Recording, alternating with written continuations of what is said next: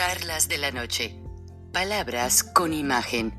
El análisis de los acontecimientos que influyen en nuestra vida con el periodista Francisco Durán Rosillo.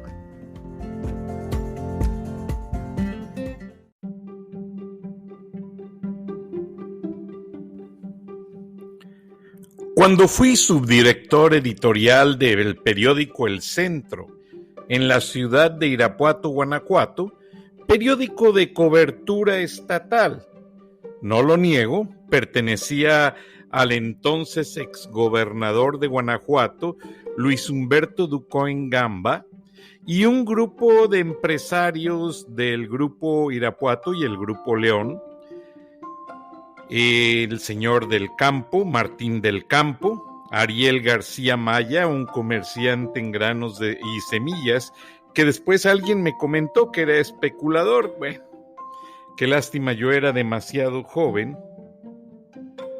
El licenciado José Luis Vázquez Camarena, el Poli, y así un grupo muy grande de gente de negocios.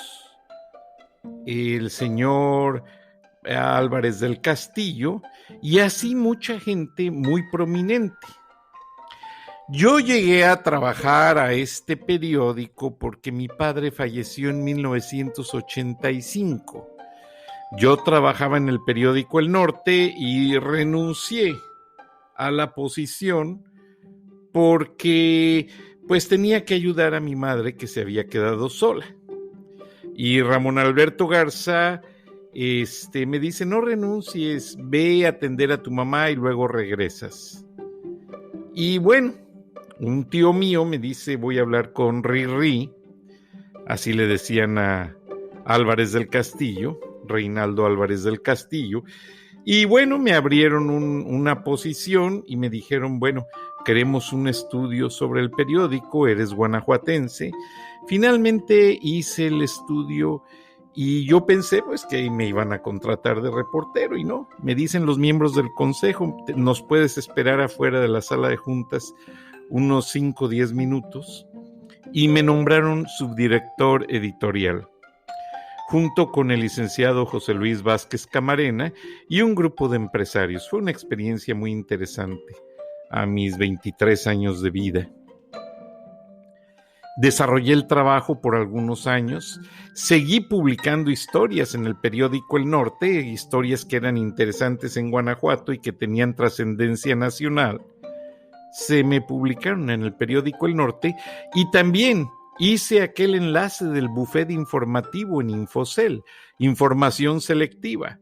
Ramón Alberto Garza me dio una Tandy de Radio Shack y mandábamos las principales noticias a Monterrey y ellos nos mandaban noticias de un grupo de periódicos que ya estaban dentro del sistema. En Irapuato acababa de cerrar un periódico que pertenecía a Rafael Loret de Mola Hijo. Yo conocí al abuelo, escritor, editorialista de Excelsior.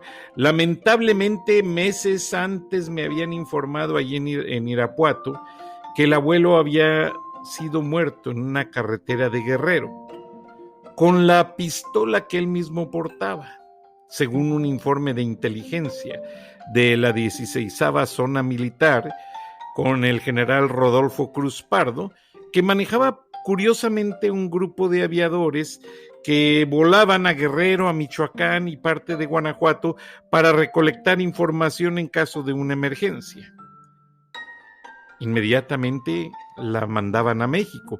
En aquella época no había internet, entonces era más fácil mandar un par de militares en el avión, aviones ligeros que los aterrizaban en una cancha de grava, una cancha de fútbol, y hacían el operativo y se retiraban.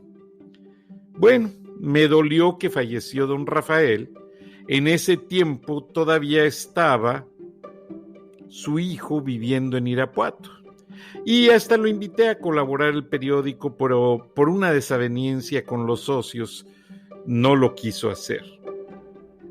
Después me enteré que el motivo de la muerte de don Rafael fue la publicación de un libro en la que hablaba del actual director de la Comisión Federal de Electricidad, entonces secretario de Gobernación, Manuel Bartlett Díaz, hablaba del exregente de la Ciudad de México, Ramón Aguirre Velázquez, y un grupo de políticos más, y sobre los desmanes que tuvieron en un festín que hicieron privado. Don Rafael se enteró de todo y lo pudo comprobar, y eso le costó la vida, lamentablemente. Cuando le di el pésame a su hijo, pues le dolió, obviamente. Imagínense, perdió su periódico y al año o 2 años después, estamos hablando de finales de los 80s, perdió a su padre. Pero yo le comenté, Rafael, no dejes el periodismo, no dejes de escribir, sigue adelante, escribes muy bien, tienes una pluma valiosa porque escribes la verdad. Gracias a Dios siguió publicando libros y encaminó a su hijo a seguir por el periodismo. Su hijo tenía un noticiario matutino en Yucatán, muy exitoso. De ahí se lo llevaron a Televisa, donde hizo un papel muy respetable. Posteriormente, ya entrando López Obrador, pues tuvo que dejar la posición. Mucho se habla que fue un castigo por algo que dijo en contra del nuevo presidente y que lo dijo dentro de la etapa de la luna de miel de su gobierno. Ustedes saben, todos los gobiernos tienen un inicio que se llama luna de miel. Loret de Mola se le respetó su posición de su programa en W Radio. Bueno, curiosamente, ha atacado tanto la Cuarta Transformación y la gota que derramó el vaso fue una entrevista que le hizo a Felipe Calderón, expresidente de México, el segundo presidente panista, y lamentablemente lo despiden de W Radio, que pertenece a Televisa y al grupo Prisa. Pero vamos a escuchar qué fue lo que hablaron, porque solo de esta manera se entiende si se justifica o no el despido y si Televisa sigue con sus prácticas de censura.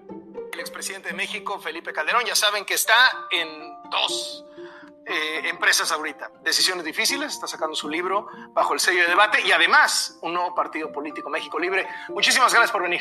Gracias, Carlos. Al contrario, un honor estar en Latinos. Con García Luna en la cárcel en Estados Unidos, ¿no nace muerto México Libre? No, nace muy vivo porque García Luna no es militante y además es un esfuerzo de ciudadanos que encabeza Margarita Zavala, y que ha tenido un gran éxito entre muchas mexicanas y muchos mexicanos que quieren participar en política, que están preocupados y cansados de este gobierno, que quieren cambiar el rumbo del país y que saben que la única vía es la electoral, la vía de un partido que van a ser muy fresco y muy fuerte. Pero ¿cómo articular una crítica al gobierno de López Obrador si se tiene al que era el secretario de Seguridad en el bote de Estados Unidos acusado de narco? Acusado, y a ver qué evoluciona eso, Carlos, porque mira, ¿Cree usted que lo pueden declarar inocente? No sé, yo ni siquiera quisiera especular sobre ese resultado. Lo que sé es que van 8 meses en que no se han presentado las pruebas de lo que le acusan. Pero independientemente de eso, déjame empezar por mi gobierno. Mi gobierno está acreditado como un gobierno que combatió como ninguno al crimen organizado y al narcotráfico. Se podrá estar de acuerdo o no en eso, pero combatimos con todo a la criminalidad y estoy convencido que eso estuvo correcto. Pero con García Luna en el bote... Hubo mucha gente que incluso nosotros metimos a la cárcel. Mira, a la cárcel fue un director de la Policía Federal, un subprocurador del Asiedo, un subsecretario de Defensa. La verdad es que fuimos implacables con eso, pero el equipo, y era un equipo, no era una sola persona, no era él exclusivamente, era una parte importante, pero fue un equipo con Marina, Defensa, Procuraduría, CISEN, que integró una de las mejores luchas, yo creo, contra la criminalidad. Pero él sí era central en su gobierno. Era muy importante, pero no dependía de la estrategia de él. Esa es una afirmación que está fuera de lugar, y que incluso quienes lo acusan, todos esos criminales, el Rey Zambada, la Barbie, muchos, todos esos los capturó mi gobierno y los extraditó mi gobierno. ¿Cree usted en la inocencia de García Luna?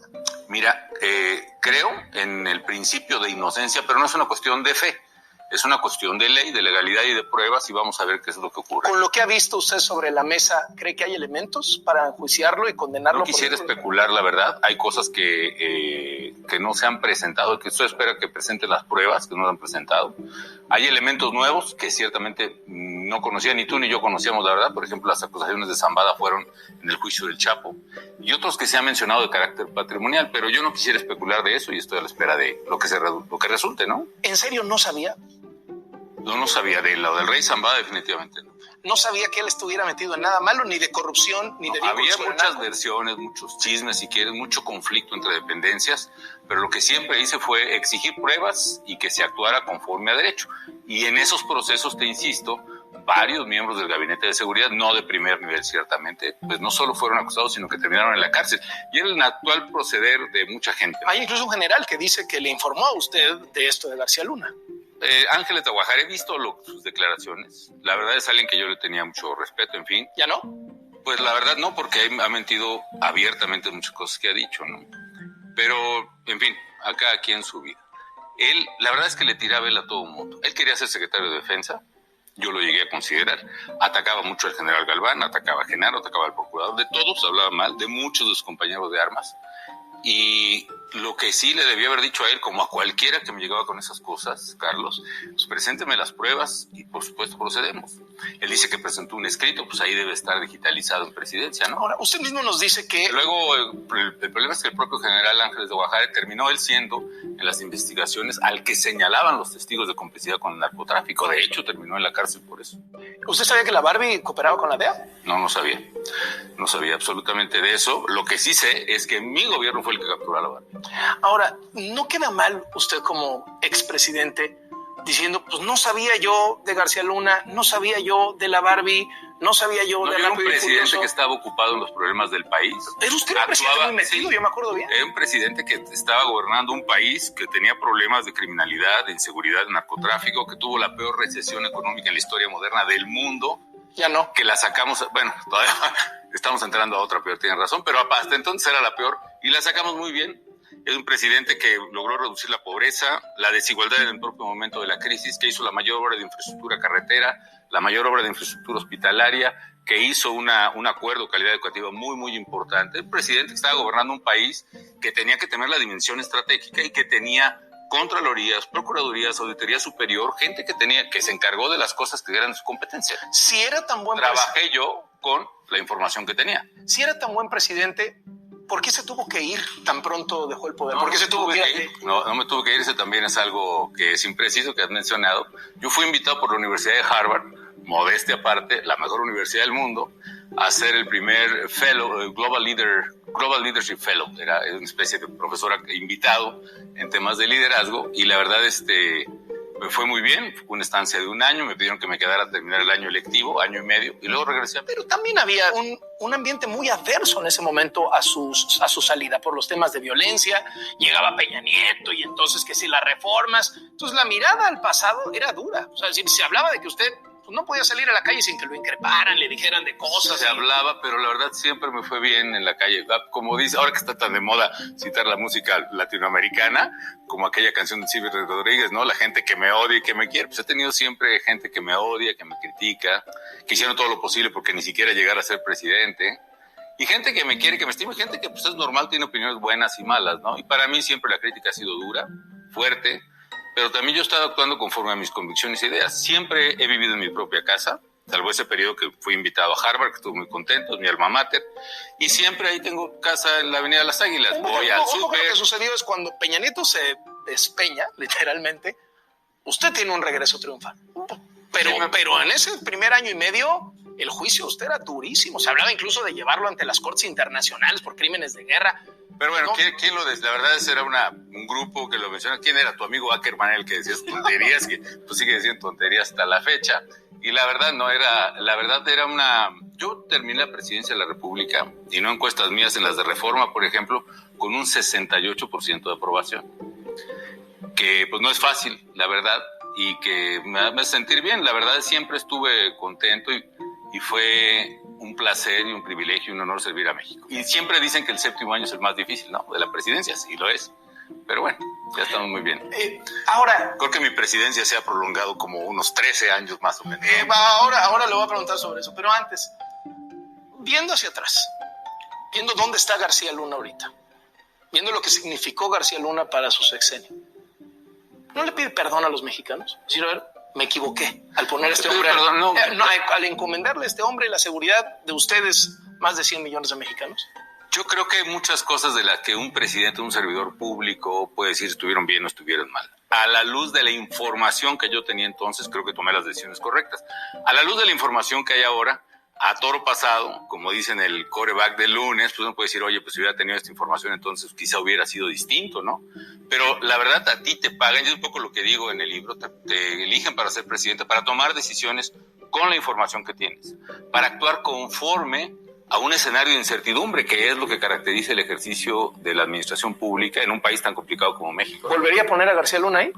Quizá con la información que ahora hay, quizá no, pero es una información que no tenía yo en 2005, 2006, cuando decidí nombrarlo, por ser entonces un funcionario pues, prominente, ¿no?, en la Administración de Justicia en México. ¿Podemos esperar de Felipe Calderón una disculpa pública si termina siendo condenado en Estados Unidos García Luna? Vamos a ver, yo no quisiera especular, Carlos, y además a mí me parece muy importante, no solo el tema de principio de presunción de inocencia, lo que sí es cierto y describo ahí en el libro de Decisiones Difíciles es que si es condenado por las cosas que se le acusa, por supuesto que yo lo considero una verdadera traición y una deslealtad, y ahí asumiré mi parte responsable de haberlo nombrado, pero también creo que todo el mundo tiene que ser juzgado conforme a derecho, ¿no? Y también quiero respetar mucho a sus hijos, que están muy seguros de que su padre es inocente, y me parece una injusticia condenarlo antes de que un juez lo condene, ¿no? Si termina condenado, articular para usted una oposición a López Obrador va a ser cercano a lo imposible. Pues en primer lugar no es mía, la verdad hay mucha gente que está participando y quien dirige es Margarita. Pero usted es la cara más visible. Yo apoyo con mucho gusto, yo soy ahí como decía Maquí, un tackle en la línea de golpeo. Y con él mucho fue candidato gusto. Presidencial, ¿no? ¿Cómo? Maquí fue candidato presidencial, o sea, el tackle, lo que se dice tackle, ¿no? Sí, bueno, yo también fui candidato presidencial alguna vez, y sí, yo abro el paso al que venga, y quién quiero que pase atrás de mí, en el hueco que yo abra en la raya, como decía el Maquillo, yo quiero que pasen mujeres y hombres comunes, amas de casa, profesionistas, académicos, ¿usted en la boleta? Periodistas, deportistas. No, eso no es mi plan en la boleta y no voy a estar en la boleta. No va a estar en la boleta, no va a ser candidato. No va a ser candidato a México Libre. No lo voy a hacer, esa es la idea. ¿Hay espacio para una gran alianza opositora? Ojalá se haga. Nosotros, yo creo que lo discutiríamos en México Libre, pondremos todo nuestro empeño en ello, ¿no? Claro, los partidos existentes se han encargado de cerrarnos el paso y de ponernos una serie de impedimentos, incluso para eso, ¿no? Pero bueno, vamos a ver cómo los podemos superar. Okay. Ahora, ¿cómo se podría hacer un frente opositor a López Obrador, considerando que, por ejemplo, un partido nuevo como el de usted no puede ir en alianza, ¿no? No lo con sé. Otros partidos. Ojalá tiene que poner sus propios candidatos. Esos candados que pusieron los partidos existentes, pues ojalá los quiten, o ojalá busquen la manera legal de poderlos superar, o que vaya a haber acuerdos y entendimientos políticos. Ahora, lo que sí vamos a hacer nosotros, Carlos, es que vamos a aprovechar la ventaja de no tener los compromisos políticos que tiene el PAN, el PRI, PRD internamente, que tienen que sacar a sus cuates, como yo digo en mi libro, al cadenero de Sinaloa con el cadenero de la Ciudad de México, con el cadenero del Estado de México, y acomodarse, ¿no? Nosotros vamos a ir a buscar a las mejores y los mejores ciudadanos en cada distrito electoral del país, y con eso vamos a ganar. ¿Y no terminará usted haciéndole un favor a Morena, haciéndole un favor al presidente, dividiendo a la oposición? Mira, la oposición en primer lugar no existe. Eso es algo que incluso tú mismo has escrito, que es una oposición muy débil, y lo que nosotros estamos haciendo es construirla, la verdad, casi cero. Ningún partido tiene arriba de 10%. ¿Usted podría decir, la oposición soy yo? No sería tan arrogante para eso. El presidente está feliz con que usted sea la oposición. Yo creo que no, míralo cómo se pone cada vez que habla de mí. No creo que esté tan contento. ¿Pero no haciendo publicidad? No, muchísima, y la verdad se lo agradezco porque es una publicidad que no podría yo pagar, ¿no? Ni remotamente. Entonces le agradezco al presidente que se dedique todos los días a hablar de mí, porque eso nos da publicidad ciertamente, aunque diga cosas falsas, ¿no? Ahora, no es un tonto, políticamente hablando, el presidente, es un buen estratega político. No lo hace porque usted es un enemigo cómodo, porque sabe que usted pues, al 24 no puede, ¿no? Ya fue presidente. Y segundo, pues con García Luna en el bote. Pues mira, el presidente sí es un hombre inteligente y astuto, pero esta idea que has mencionado alguna vez de que soy un enemigo cómodo, pues mira, a mí me encanta siempre que me subestimen. Yo prefiero estar así subestimado. Siempre me han subestimado y siempre han fallado en eso. La verdad es que como decía Carlos Castillo Peraza, en paz descanse, he visto tantas veces mi esquela política en los periódicos, pues que ya no las creo, ¿no? Y qué bueno que me subestime, mejor para mí. No, aquí al contrario, lo están tratando de revivir y revivir. A mí me gusta el ciclismo y la verdad prefiero estar ahí en el pelotón cerca, que va adelante y rebasar cuando se tengan que rebasar. ¿Se le puede ganar la mayoría en el Congreso a Morena en el 21? Sí, yo creo que Morena va a fracasar estrepitosamente, pero tiene el punto es ¿como análisis real o como no, pensamiento deseoso? No, las encuestas, Yo creo que Morena, que está teniendo, ya puede haber tenido votaciones de 40 y tantos, 46, tener ahorita votaciones de 20, 18 en las encuestas y preferencias electorales. Pero la oposición no crece. Porque estos partidos ya no jalan, ya no funcionan esas marcas. El otro día en una encuesta de Reformas decían que el 80% de la gente no votaría por un partido encabezado por usted. Bueno, yo no lo encabezo el partido y va a haber muchos ciudadanos. Pero además, fíjate nada más. O sea, le preguntan también a la gente por México Libre y tampoco... Qué curioso, hay que ver si el 80% dice que no, hay que ver cómo se formó la pregunta. Diga que 20% dice que sí, que Morena anda en esas, pues yo creo que podemos estar competitivos 20% de entrada. Dice que no, de entrada. No lo vetaría. Pero mira, de entrada estaríamos, creo que muy competitivos con los ciudadanos que vamos a poner. ¿Sabes por qué? Porque vamos a poner gente fresca, gente nueva, gente que quiere a México, y esa va a ser la opción que está buscando la gente. Yo creo que México Libre tiene una oportunidad enorme, con una marca que ha entrado muy bien, que la gente le gusta, que nos ha apoyado. Hicimos la organización del partido básicamente en un tiempo récord. Tuvimos nuestras dudas, la verdad, al principio, pero la gente respondió muy bien. Va a responder muy bien en las elecciones. ¿Se siente perseguido por el gobierno actual? No, yo creo que soy una persona, un mexicano que siempre ha estado bajo ataque. Cuando yo empecé a hacer política, y también lo narro en Decisiones Difíciles, era un México autoritario. Todos los gobiernos eran del PRI, todos los senadores, casi todos los diputados, todos los medios los controlaba el PRI. Y nos acosaban, Manuel Bartlett, secretario de Gobernación, nos perseguían, nos acosaban, se mataban periodistas desde el gobierno, en fin, se encarcelaban opositores. Y desde entonces aprendí a pelear y a luchar por los ideales que tengo, y la verdad es que eso ni me intimida ni me asusta. Sí, soy un presidente, o fui un presidente que siempre estuvo bajo fuego, que no tuve mayoría, y ahora soy un ciudadano que desde el poder se me ataca, pero mira, me tienen sin cuidado. Ha logrado permear la idea, y mucha gente piensa que este desastre que tenemos en términos de violencia en el país lo empezó usted. Yo creo que eso se va revirtiendo, y creo que hay que explicárselo a la gente, ¿no? Como explico también en el libro, el problema la famosa guerra de Calderón, ¿no? Bueno, y como explico en el libro, lo que hay en México es una disputa territorial brutal, que si no se entiende ese fenómeno nunca se va a resolver. Bueno, si es tan falso que yo lo haya iniciado, que ese problema inició primero antes que yo llegara al poder, y segundo, sigue después de años de que yo dejé el poder. Ya el presidente declaró la paz, ya dijo que abrazos no balazos, ya fue a saludar a la mamá del Chapo. Imagínate que yo hubiera ido a saludar a la mamá del Chapo. Ya dijo que él liberó a Ovidio, el hijo del Chapo. Imagínate que yo hubiera liberado al hijo del Chapo. Ya hizo todo, y que la violencia sigue más alta que nunca. El presidente ha tenido en sus primeros 18 meses más del triple de homicidios de los que yo tuve en los primeros 18 meses. Hoy hay casi el doble de homicidios de los que había al final de mi gobierno. Pero el discurso es, el tiradero lo empezó Felipe Calderón. El punto es, no. Empieza el problema a evidenciarse ciertamente en mi gobierno, hay un tema de coincidencia en el tiempo, sí, pero, y tú entiendes bien estos temas, Carlos, no puedes demostrar la relación de causa y efecto. Es decir, el problema no deriva de la acción de gobierno, no deriva que si el gobierno intervino o no intervino. El problema deriva de este conflicto territorial, y la única solución, es tener una estrategia integral que implica combatir a los criminales, no tolerarlos, no soliviantarlos, no apapacharlos. 2, construir instituciones de seguridad y justicia que sean eficaces, que sean confiables. De ahí la razón de crear la Policía Federal en aquel tiempo y poner el control de confianza y otro. Y 3, el tejido social, que quizá el presidente lo esté haciendo ahí, ¿no? Ahora, sobre este tema de la delincuencia, últimamente la Cancillería ha pedido a Estados Unidos un informe sobre estos programas que sirvieron para meter armas a México a través de traficantes de armas, y resulta que se les perdió el rastro de esas armas, querían llegar a ver a manos de quién estaban, se les perdió el rastro, y usted ha dicho que no sabía. Pero es distinto, hay dos cosas distintas. Lo que categóricamente niego es que haya habido un acuerdo del gobierno de México y del gobierno de Estados Unidos para meter masivamente armas a México y dárselas a los criminales, etc. ¿Qué había?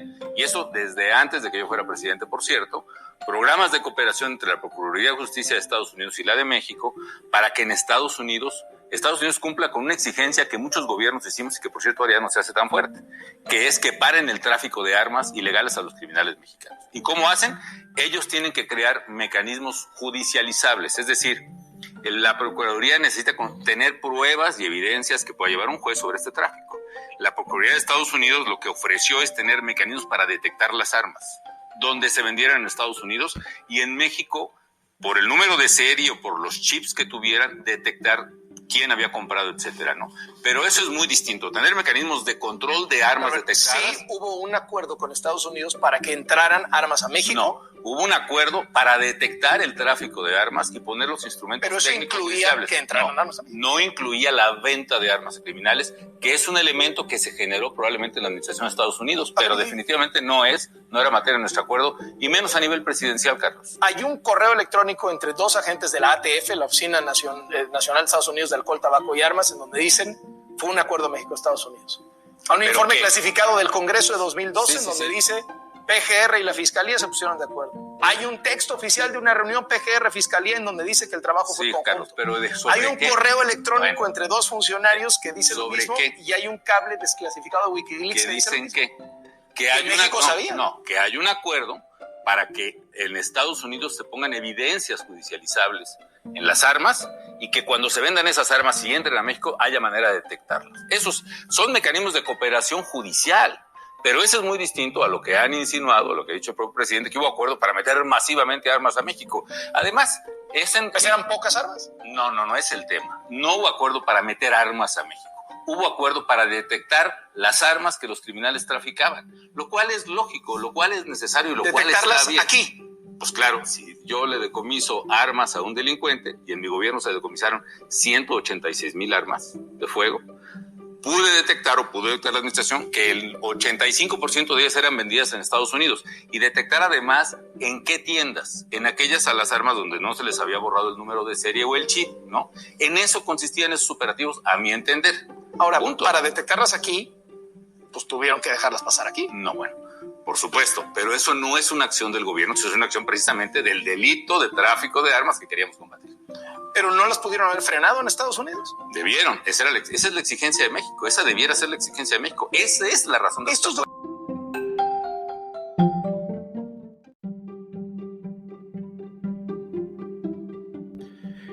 En el permiso de solicitud de transcribir electrónicamente esta entrevista a Latin US, nos dijeron que no la fragmentáramos en el sentido de que en ocasiones muchos medios fragmentan en partes de entrevistas y se pierde el sentido de todo lo que se habla, punto que tuvimos que entender por respeto a la categoría de Loret de Mola. Pero esta es la parte enfática que realmente molestó a Andrés Manuel López Obrador y por la cual le pidió a su amigo de Televisa que lo sacaran de W Radio. Y entender.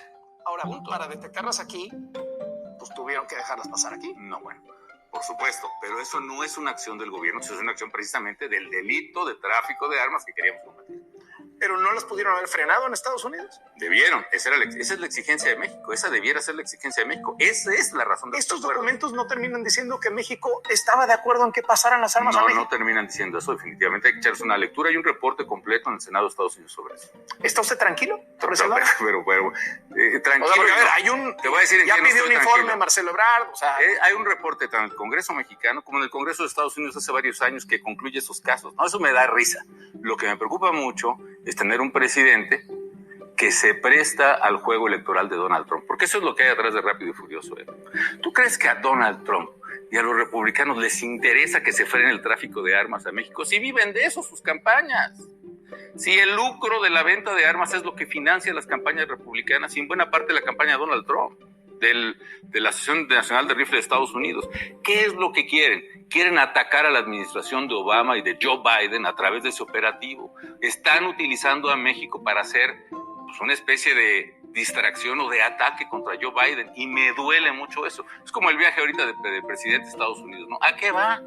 Lo van a usar de instrumento en favor de Trump contra Joe Biden, lo van a usar ahí sí, eso sí me parece una vulneración de soberanía, que se utilice al presidente de México y que al presidente de México lo traigan obedeciendo las órdenes de Trump. Mándame agentes a la frontera para parar la inmigración, ahí van los agentes a la frontera.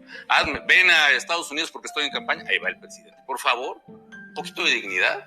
Se decía que en su gobierno, en la Marina, mandaba la DEA. En mi gobierno, hablando soberanía, mandaba yo. Ahora sí que a todo lo que gustan me echan la culpa a mí, y a todo lo que no les gusta pues dicen que los otros tienen el mérito, ¿no? Es como con la pandemia, que muchos se echan, pues nos salió bien el manejo de la pandemia, y pues muchos se echan flores, ¿no? Había gente muy buena, recuerdo desde luego a Córdoba, el secretario buenísimo, Alejandro Macías. Su pandemia, la de influenza. Sí, la de la influenza, perdón, 2009. Y pues sí, pues la verdad todo el mundo se echa el mérito que eran los ares contra la pandemia, porque salió bien en 2009. Dicen que el éxito tiene muchos padres y solo el fracaso es huérfano, ¿no? Pero cuando algo, bueno, Calderón para todo, ¿no? Te digo que hasta tú y yo hicimos el temblor del otro día, ¿no? Entonces, le agradezco mucho por venir y que no haya temblado.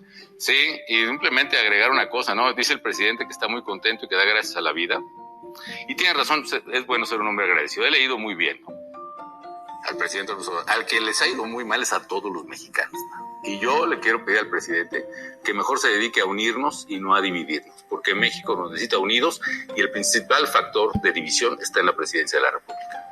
Usted es polarizante también. Mira, yo soy alguien que cree en ideas, que cree también en la unidad, a la que siempre aspiré, pero que cuando me atacan, Carlos, me defiendo. Y que pues no estoy manco. Lo vamos a ver en el 21. Pues a ver. El expresidente de México, Felipe Calderón. Así fue la entrevista que le costó el puesto en su programa de radio a Loret de Mola en W Radio, que opera bajo una sociedad con el Grupo Prisa, los dueños del periódico El País, y con Televisa. Es triste porque, aunque aparentemente Andrés Manuel López Obrador le ha ido cerrando las puertas a Carlos Loret de Mola, este joven ha sabido, pues, tener estrategia para luchar con su periodismo libre. Hay que reconocerlo. Loret de Mola trata, aunque en algunos aspectos lo boicotean, en otros lo aplauden, en otros le ponen una piedra en el camino, pero Loret de Mola ha sabido defenderse y veo ahí que está la mano del papá, que el papá es muy político, conoce muy bien la política mexicana, pues son 3 generaciones ya de periodistas y debemos de reconocer que tanto periodistas de generaciones como la familia Loret de Mola, así como nuevos periodistas, así como tanta gente que se dedica a esta noble profesión, todos necesitan un respeto, un reconocimiento y que la sociedad mexicana no se voltee a otro lado o se haga de la vista gorda cuando atenten contra la vida de un comunicador. Es lo único que nos queda para defender la justicia y la democracia. La voz de los periodistas. No la perdamos. Nuestros mejores augurios a Loret de Mola, a su padre, y a todos aquellos que defienden la verdad, porque ya son pocos. Y es muy triste que no se dé una protección total a la prensa independiente. Buenas noches, nos escuchamos mañana. Hasta entonces.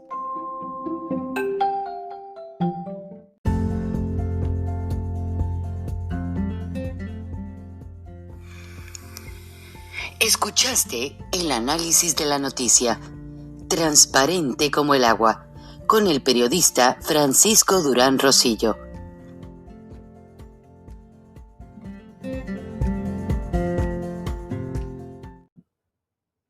Cuando los profesionales escogen el tinte número 1 de madera, ellos buscan Minwax en la lata amarilla original. Otros pueden imitar a Minwax, pero no pueden copiar nuestros resultados profesionales garantizados. Y no tienen 100 años de experiencia en cada lata. Así que si no dicen Minwax, ni siquiera te molestes. Y gracias a nuestra fórmula mejorada, lo mejor ha mejorado aún más. Sigue haciendo acabados con Minwax, el tinte interior número 1 en ventas de América. Disponible en Lowe's.